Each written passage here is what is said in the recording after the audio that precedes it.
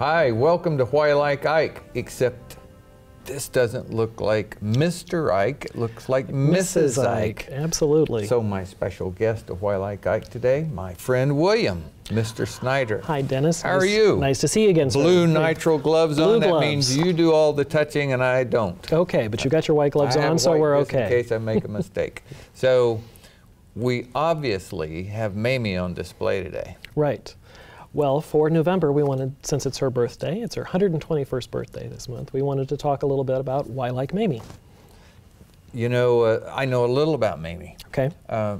So let me start off with what I know that I feel the most passionately about. Okay. She was Dwight David Eisenhower's partner in life, and that credit came from him. It did, very much. I don't think, and many people agree, that Ike wouldn't have made it as far as he did without Mamie. She was very much his partner throughout their entire married life and throughout his military career. And what's really interesting is that as a officer in the military, as his rank increases, so does that of his wife, provided she's a good partner and helps promote the partnership along.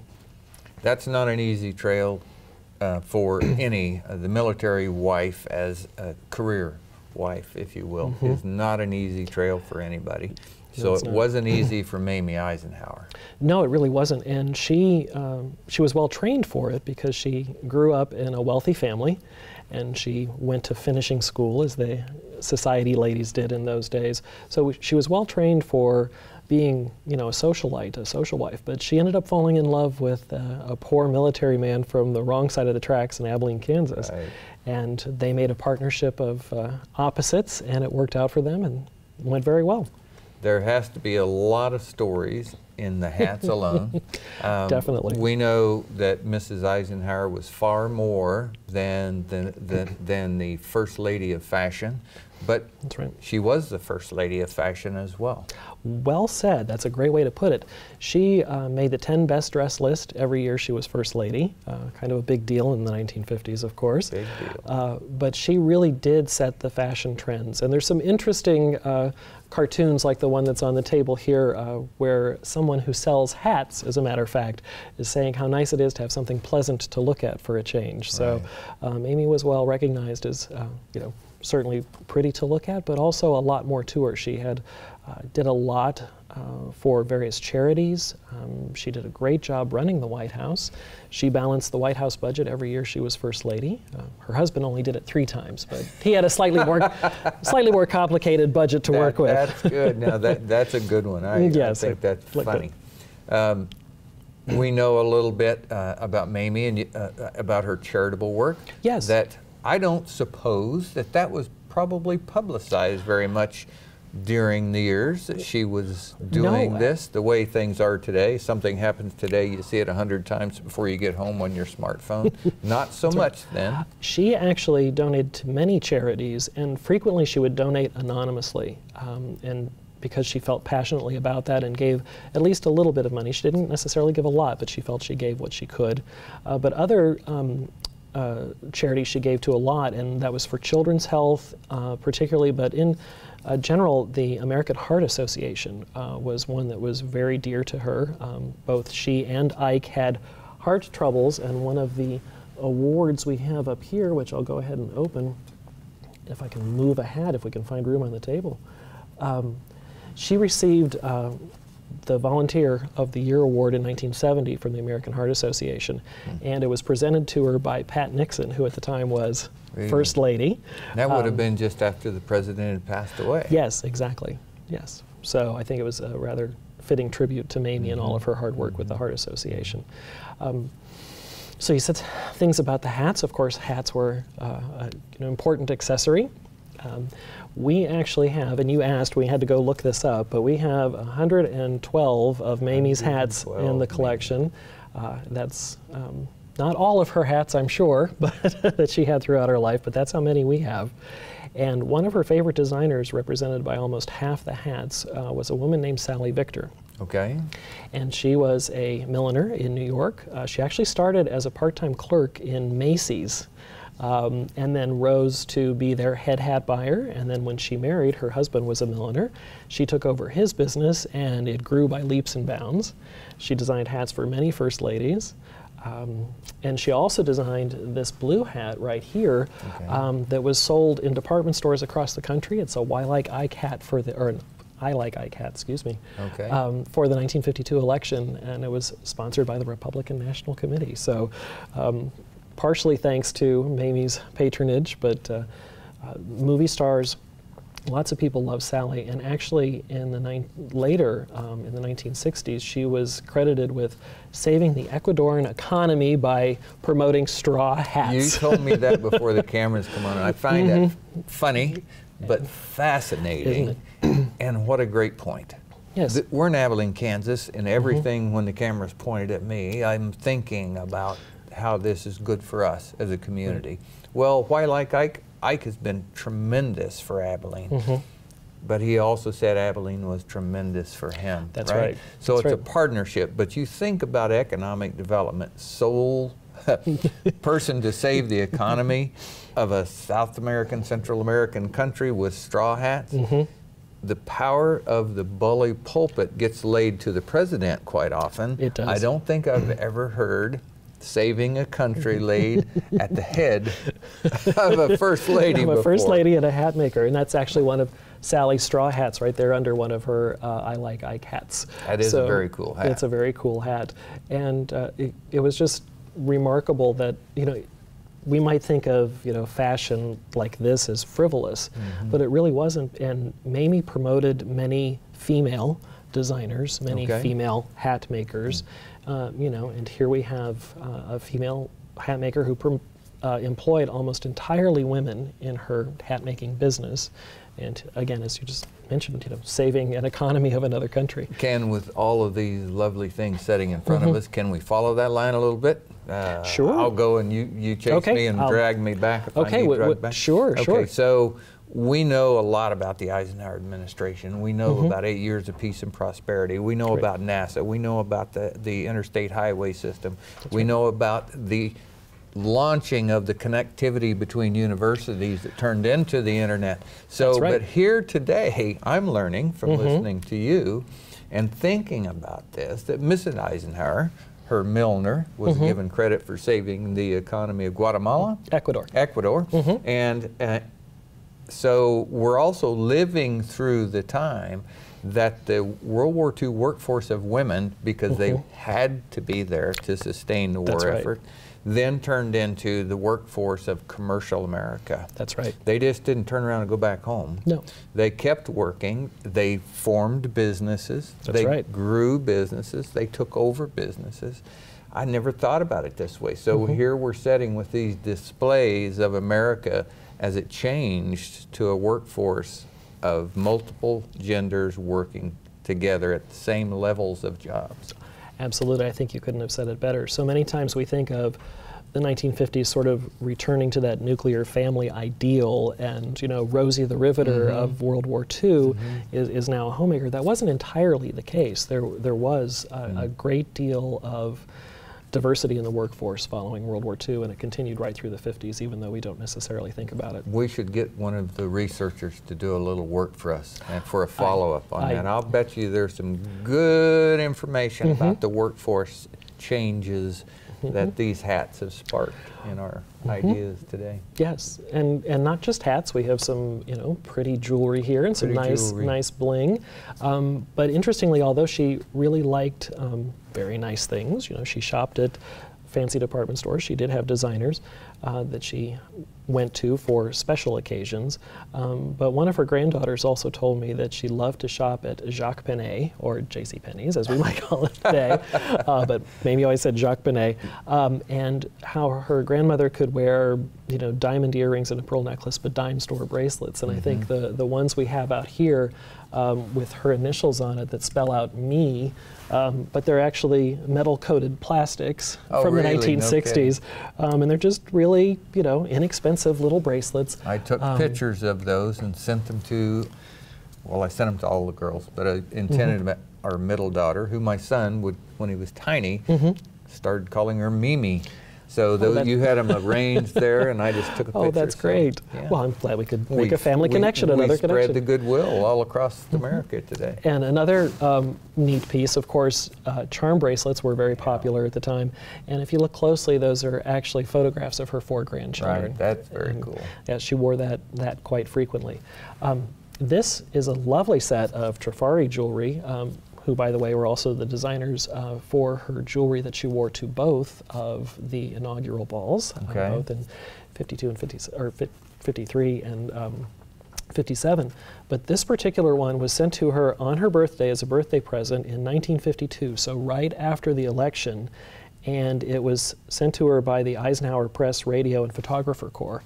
So that's very cool. It's a really, that's the actual telegram. That's the actual telegram. We'll and get it even a close-up of that. It came as a birthday card to her. So I think that's neat that she's already, sort of making that sort of connections to the press.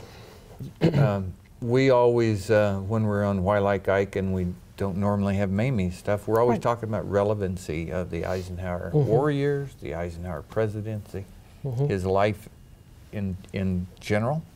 And so we talk about that all the time. Well, I'm struck today by the relevancy of Mamie Eisenhower in one thing you have displayed. That dress right there? Yes. My wife would love that dress today. Samantha would love that dress today. Yes, that's why we have our eye on her. So, but, talk about some timeless things. That's timeless. Absolutely. That dress will never be something that somebody wouldn't want to wear. Exactly. And what's kind of interesting, I'm glad you picked out that dress and we have a chance to talk about it. When the Eisenhowers moved, and you talk about relevancy today, when they moved into the White House, it had just undergone 4 years of renovation under the Truman administration. And it had been sort of redecorated in the style of what would have been, the early years of the White House, but it was all reproduction furniture. Mamie asked the staff, well, where are all the antiques? And they essentially didn't have any. And she thought that was unfortunate, and so she immediately started a campaign to track down where all the original White House furniture was and have it donated back. It couldn't be purchased, it would have to be donated back.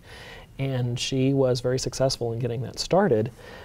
Not only did she create the White House collection that we have today, in terms of furniture and some of the original artwork, she also finished the collection of the White House china. And that's that dress. And that is that dress. And she is in the china room where one piece of every president's china is on display, one place setting.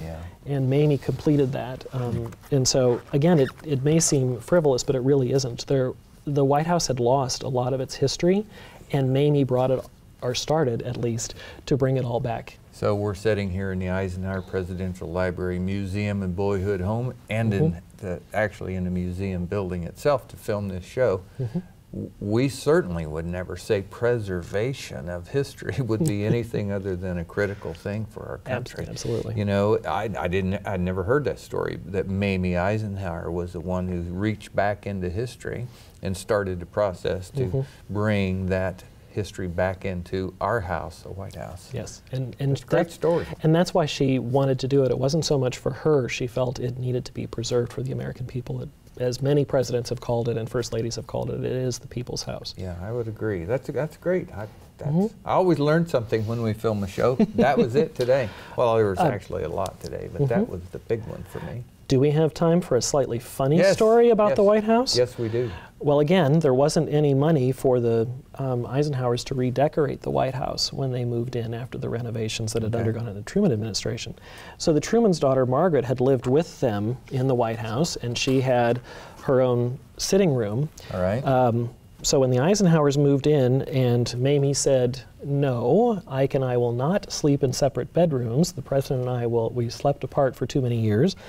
We will sleep in one bedroom. She created a master bedroom in the White House, but she didn't have any money for the bedclothes. So she reused Margaret Truman's drapes to make the bedspread for the new bed. What a fantastic story. That was the one piece of furniture she was allowed to buy. Scarlett O'Hara of the White House, right? That or the Carol Burnett episode that I always think of.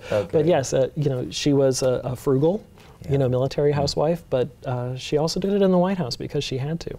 That's great. That is a great story. Great story. Okay, so the award that's up there that we briefly mentioned. Yes. Mamie Eisenhower lived until 1979. Correct. So her years between her husband passing away in 1979, do we have some insight into what was important to her in those years? Absolutely. She continued to work on health care issues, both specifically heart health care and, again, children's health care, but also rather following in her husband's footsteps, and it was something that was dear to her too, was veterans' health and welfare. And for her 75th birthday, she was awarded this, which is the Military Wife of the Century. I love that title. So, yeah, isn't that a great title? Of the century. So, yes, of the century. So, nobody could top Mamie in the 20th century. So, but again, not for any particular political reasons, but because she cared and she worked hard. What a tremendous burden military wives carry, and having already established many times in our programming here about who Dwight David Eisenhower was in the military, it's easy to also say, what a greater burden was carried by a military wife. Probably not many that carried more than she did. Those decisions come home. Yes, they do. That pressure comes home. They do. And that's what Mamie tried to do for Ike and their son John, and then for their grandchildren, was always to have, no matter where his career took them, there was always a private family home that was welcoming, that was warm, where they could all come and be together. So I've got another idea for you. Okay. When Dwight David Eisenhower was at Camp Colt, pretending trucks were tanks. That's right. When he came home at night, was not the happiest moments of his life. I have to say that you think about that. His job was to train a cavalry force on tanks, and had won. And won. And finally, that was only at the end. Exactly. That was only at the end. The rest of the time, so he couldn't have came home happy every day. So here's what your job is, should you choose to accept it. Samantha, remember this. Okay. So I can... You have to come up with outfits of Mamie's that were those years. You got to tie those years, not necessarily exactly the Camp Colt. Okay. Is that not interesting? Wouldn't that be fun? That would be fun. To go, because you do think back, they did dress a little in that evening times in those days. So it would be fun to put some years together with Mamie's outfits and go, this is Camp Colt time. That's what made me think of it. That had to be not a fun job. Not a fun job, and certainly I think he was living in a tent at the time for a while too. It wasn't even a barrack situation there. Had to be not fun. Yes, so we do have some really early clothes of Mamie's, but I don't know that we've got anything that far back. But if we do, we do. If we don't, we don't. But we have to try. That's right. We'll try. That's what we do here. That's we right. tell the stories. We'll tell the story. We'll call the Gettysburg Farm and see if they have anything that old, and we'll see if we can borrow it. Okay, you only brought one pair of shoes, but they are cute shoes. They are cute shoes, and there's a reason why I only brought one. Almost all of we have more shoes than hats, and I said we had 121 hats. We have more shoes. 112, sorry. We'll switch the numbers around there. We have more shoes, and I don't remember how many, but they're almost all exactly like that. That was Mamie's. That is Mamie's favorite shoe. And of course, we have some really fun and funky wedges from the 1970s that are, very cool. Despite the fact that she was 80 years old, she was wearing very stylish shoes right up till the end. But she had little 2-inch pumps in almost every color, every pattern. If she had a dress made, she'd have matching shoes made. But of course, everything went together. Bang, boom. Yes, yes, quite a lovely outfit. I wanted to bring that one out for sure. So I have to congratulate you. We've made it right at 25 minutes. With me and fashion. And Mamie. Well, Mamie, so thank you. But fashion. And I don't think I even looked stupid, did I? No, not at all. You did a great job. Thank you, Dennis, as always. This has been a winner. It was a lot of fun, William. Thank you for putting this together. My pleasure. There's at least 51% of the population that said, finally, they made a show for me. Okay. All right. All right. We're happy we could do that. We're ecstatic we could do that. You need to come to the Eisenhower Library, Museum, Boyhood Home. You can experience some of these things yourself right there in the glass in front of you. So it's a terrific opportunity. We're glad we got a chance to make the show Why Like Ike for you today. William Snyder, he's the curator here. He does a great job. I'm Dennis Weiss. I work for Eagle Communications. You have a great day.